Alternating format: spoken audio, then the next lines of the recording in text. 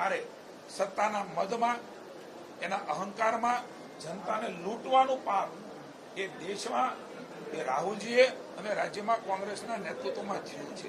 ગુજરાત એનું સાક્ષી છે. કોઈ અહંકારથી વાત અમે નથી કરતા, પણ અમારી જવાબદારી વિશેષ વધે છે.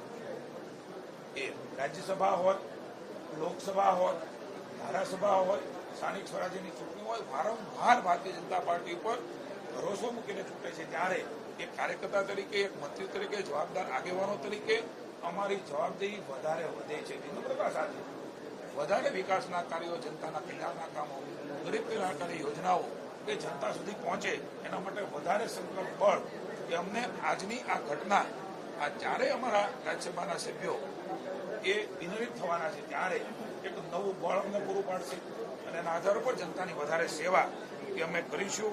હું આ તકે પુનઃ એકવાર ગુજરાતની જનતાનો આભાર માનું છું. આ શરૂઆત છે.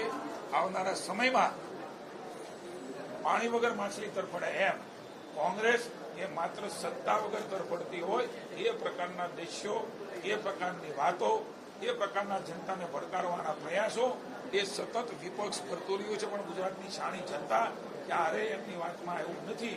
ગ્રામ પંચાયતથી માંડીને પાર્લામેન્ટ સુધીનો ભરોસો મૂક્યો છે. ત્યારે પુનઃ એકવાર જનતાનો બે હાથ જોડીને ભારતીય જનતા પાર્ટી વતી અને સરકાર વતી અમે ઋણ સ્વીકાર કરીએ છીએ, આભાર માનીએ છીએ. તમામ અમારા રાજ્યસભાના સભ્યશ્રીઓને ખૂબ ખૂબ શુભકામના આપું છું.